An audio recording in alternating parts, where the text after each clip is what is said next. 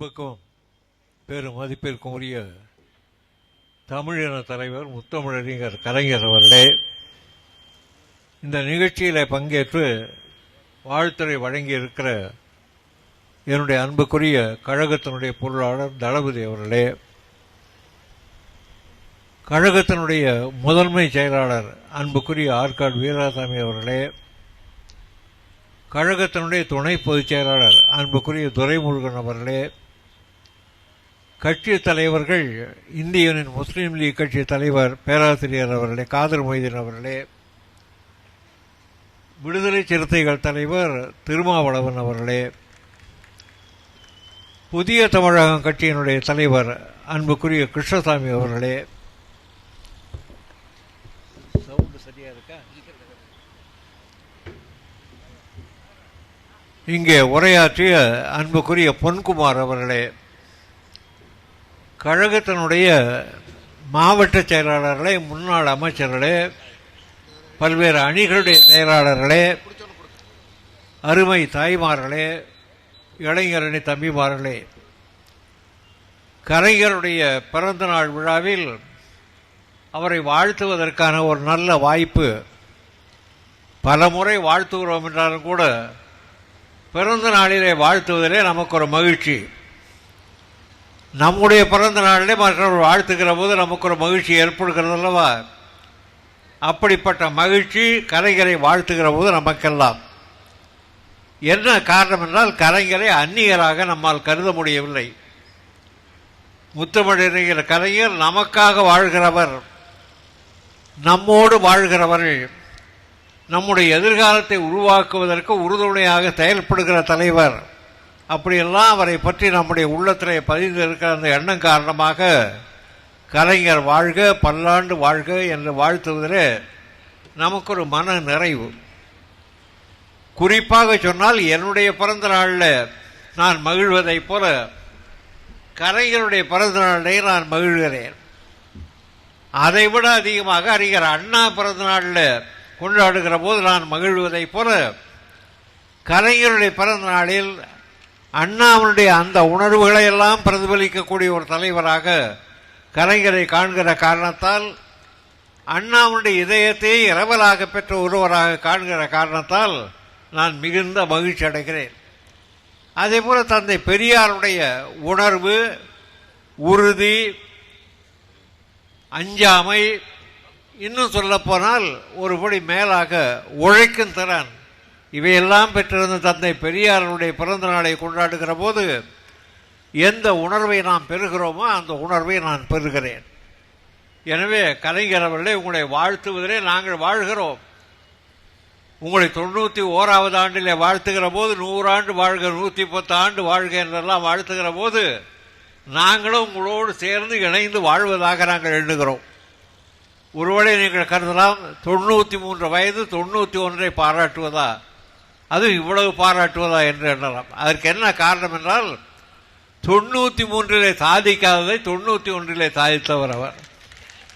இந்த 91 ஆண்டும் அவருடைய வாழ்க்கை போராட்ட வாழ்க்கை. அவர் ஈடுபடாத போராட்டம் இல்லை, அவர் மேற்கொள்ளாத திட்டமில்லை, அவர் எடுத்துச் சொல்லாத விளக்கமில்லை. அவரால் இந்த நாடு ஒரு பெரிய மாற்றத்தை அடைந்திருக்கிறது. ஒருவேளை நீங்கள் கருதலாம், ஒரு அரசியல் கட்சி தலைவர் தானே கலைஞர் என்று.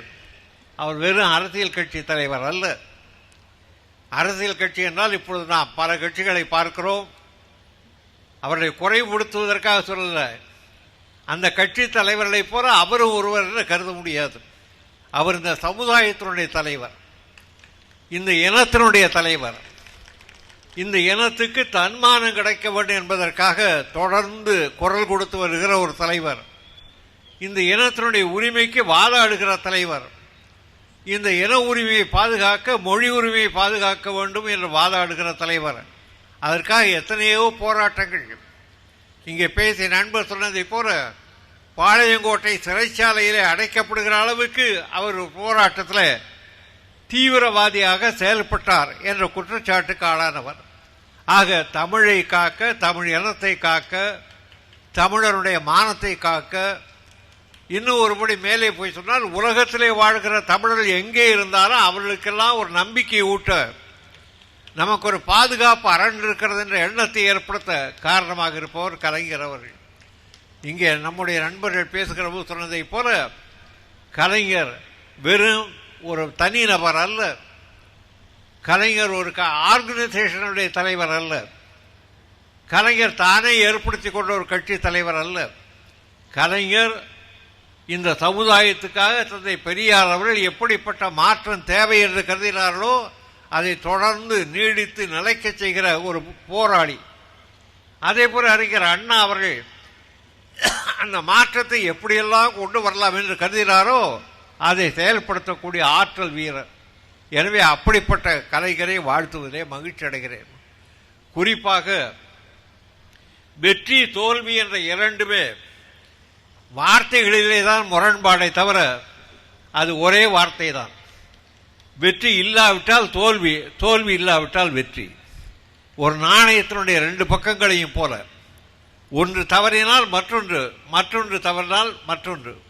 ஆக அந்த ஒரு நாணயத்தினுடைய ரெண்டு பக்கங்களையும் போல இருக்கிற இந்த வெற்றி தோல்வியை ஒரு அரசியல் கட்சி, தேர்தலை மட்டுமே கருதக்கூடிய கட்சி பெரிதாக கருதலாமே தவிர, இந்த சமுதாயத்துக்காகத்தான் அரசியல், இந்த இனத்தை காப்பாற்றுவதற்காகத்தான் கட்சி, இந்த இனத்தினுடைய இழிவை துடைப்பதற்காகத்தான் இயக்கம் என்றெல்லாம் உணர்ந்தவர்கள் இந்த வெற்றி தோல்விகளுக்கு அப்பாற்பட்டு தொடர்ந்து பணியாற்றுகிற கடமை நமக்கு இருக்கிறது என்பதை உணர்ந்தவர்கள் தோல்வியை கண்டு துவட மாட்டார்கள். குறிப்பாக சொன்னால், வண்டிகளிலே வாகனங்களிலே செல்கிறவர்கள் சாலையிலே பள்ளம் இருக்கிற காரணத்தால் வாகனம் செல்லக்கூடாது என்று நிறுத்த மாட்டார்கள். பள்ளம் இருந்தாலும் அந்த வாகனம் இறங்கி ஏறித்தான் செல்லும்.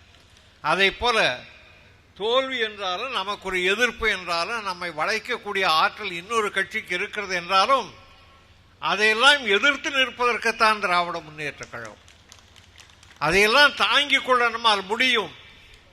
எந்த கட்சி நம்மை விட்டு போனாலும் நாம் அதனால் சோர்ந்து விட மாட்டோம். எந்த வெற்றி எதிர்கட்சிக்கு போனாலும் அதற்காக நம்முடைய லட்சியத்தை கைவிட மாட்டோம்.